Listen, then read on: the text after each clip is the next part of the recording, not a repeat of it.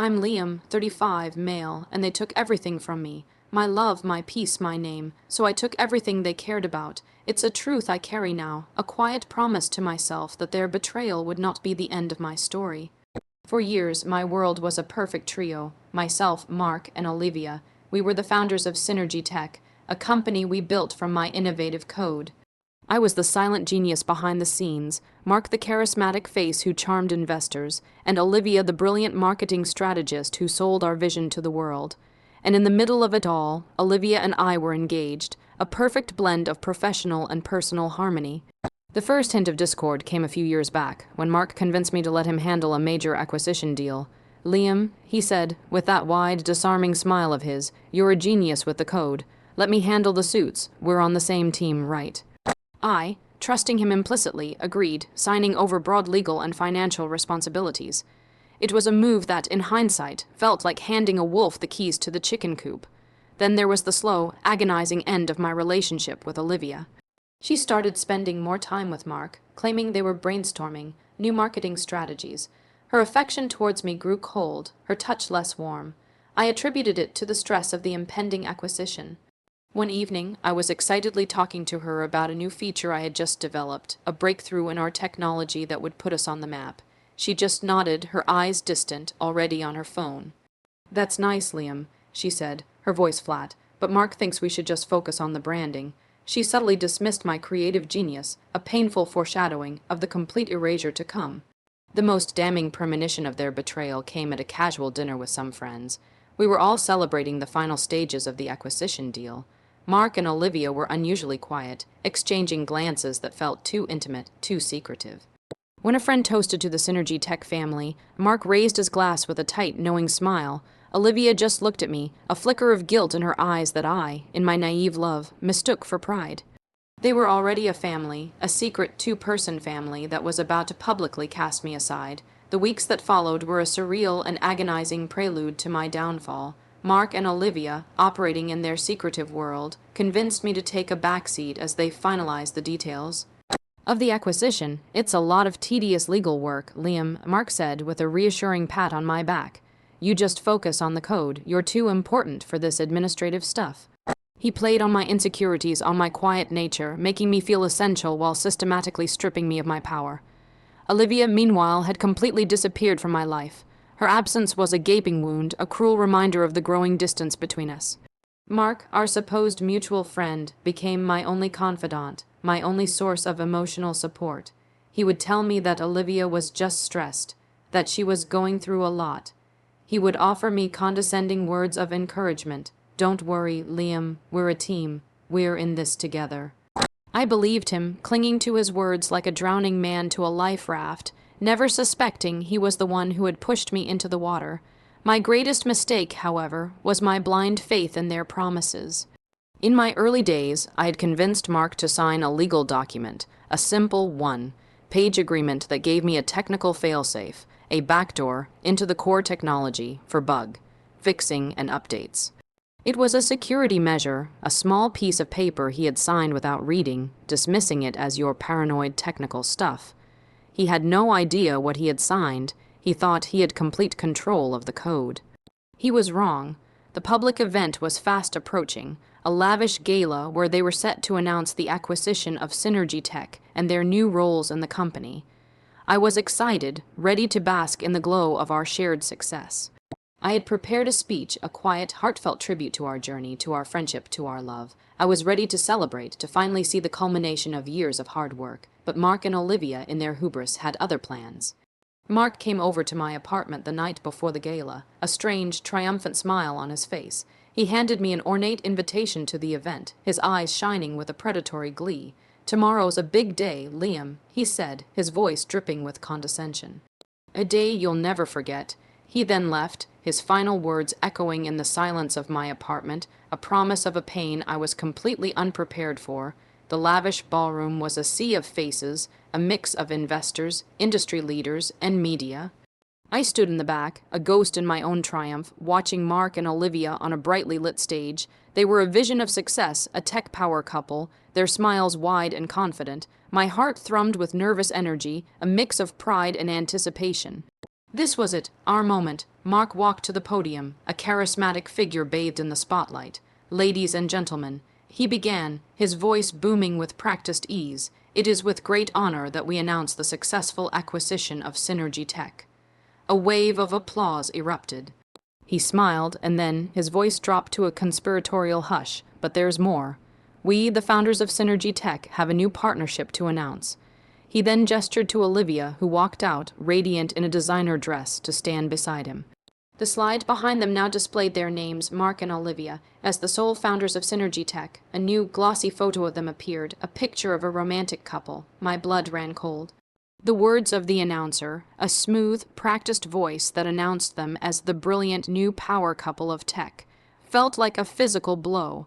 Mark then, with a stunning lack of empathy, addressed me, who he knew was in the audience.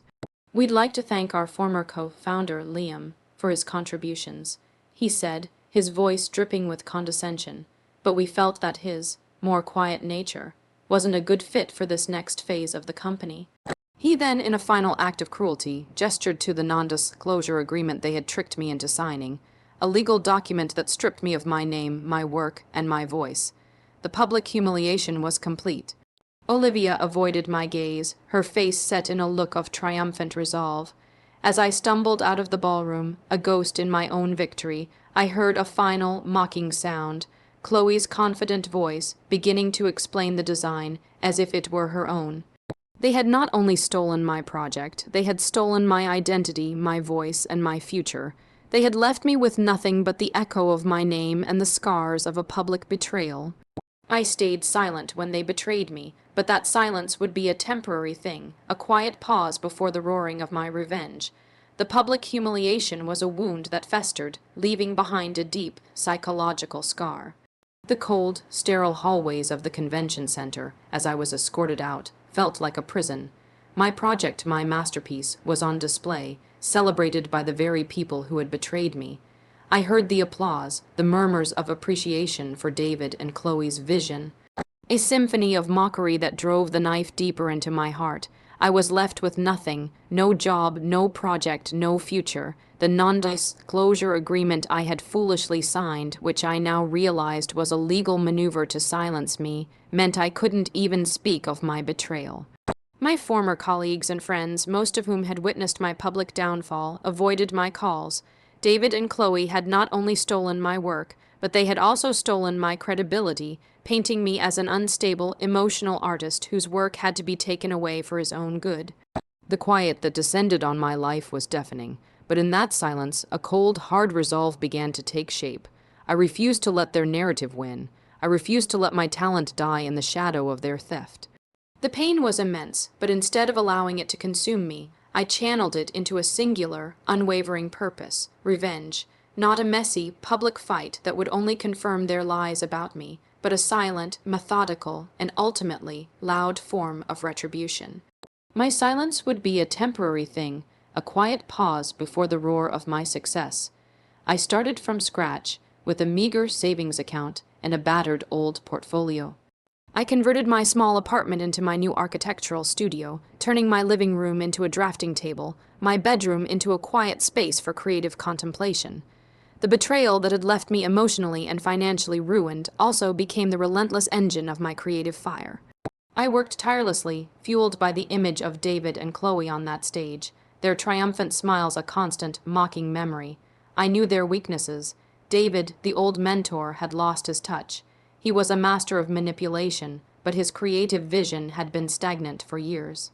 Chloe, the talented colleague, was a brilliant technician, but she lacked the singular creative soul, the spark, that had made my project a masterpiece. Without my vision, their stolen project would be a hollow imitation, a beautiful facade with no substance. This was the key to my revenge. Their project would inevitably fail, and mine, born from the ashes of their betrayal, would soar. I would not just reclaim my work, I would surpass it, and in my success, I would make them remember my name forever. In the quiet, methodical weeks that followed my betrayal, my apartment became my sanctuary and my battleground. While Mark and Olivia, buoyed by the stolen project, enjoyed the limelight, I worked in complete silence, a phantom in the architectural world.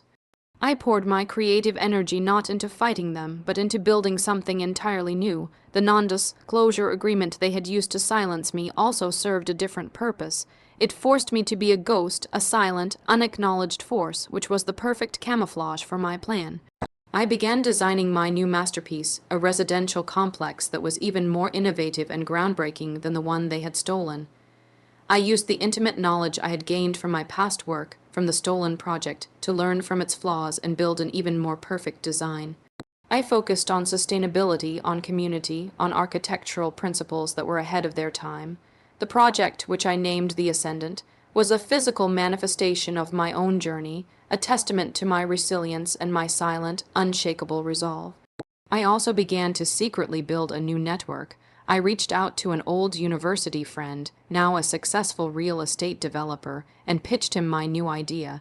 He, having heard the whispers of my public downfall, was initially hesitant. But when he saw my new designs, my raw, undeniable talent, his skepticism melted away. He was not just a client, he became my champion, a man who saw my vision, not my public humiliation. He connected me with a group of private investors, a group that valued talent and creative vision over corporate politics. Meanwhile, Mark and Olivia's stolen project was floundering. Their lack of my creative soul, my unique vision, had turned the project into a commercial and critical failure. They had the plans, but they couldn't capture the spirit, the fire, the heart of the design. The reviews were lukewarm, the investors were getting cold feet, and the project, which was supposed to be their triumph, was slowly becoming a public embarrassment. The moment for my revenge was fast approaching.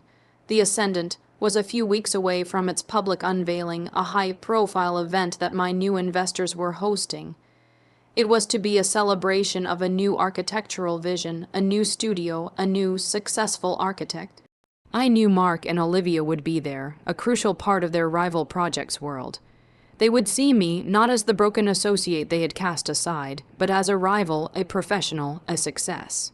The silence I had maintained, the years of silent work, were about to end with the loudest roar imaginable.